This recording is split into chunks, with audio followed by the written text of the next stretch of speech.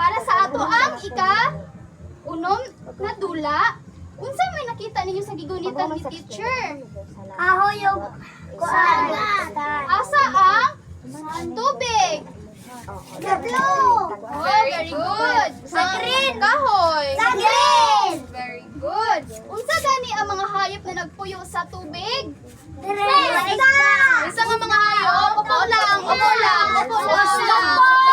Fish. Sige na, mutubag na kay teacher. Unsa ganito? Octopus. Shark. Oh, daghan kayo. Ang sayong mga sayuta, unsa mga hayop ang nagpuyo? Unsa pa? Unsa pa jud? Very good. Tao, nagpuyo sa yuta? Very good. Very good. Ang inyong pagadulaon karon kay aduna na po si teacher diri na kahon na gamay. Ang naa sa mga kahon na gamay kay adunay mga nagkalaylaing hayop na nagpuyo sa tagsa-tagsa nilang panimalay. Ang kini, unsa ganini? Dira. Asa man ni siya makita? Diri na ba? Dili. No! Asa man? Yes! Good. Karon manawag na pud si teacher. Ang unang magpataas sa ilahang kamot, maoy una mubunot sa hayop. Isa, magpataas og kamot ha, dili mo tindog. Ang mo tindog, dili tawagon. Kamot ang ipataas. Isa, duha, tulo!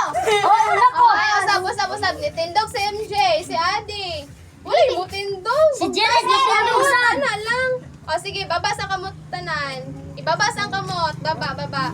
O sige, usab. Baba sa.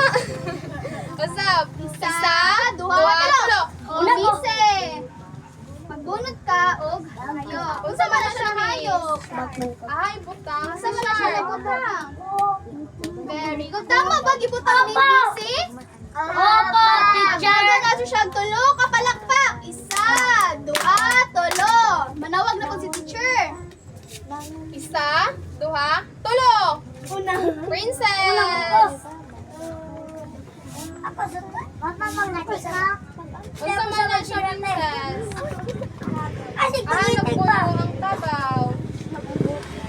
Tama ba? Wa diri gibutang ni princess? Oo, teacher. Katagan itong tulo ka palakpak si princess. Isa, duha, tulo. Manawag na po ni isa. Isa, duha, wala pa. Isa, duha, tulo. Zero. MJ.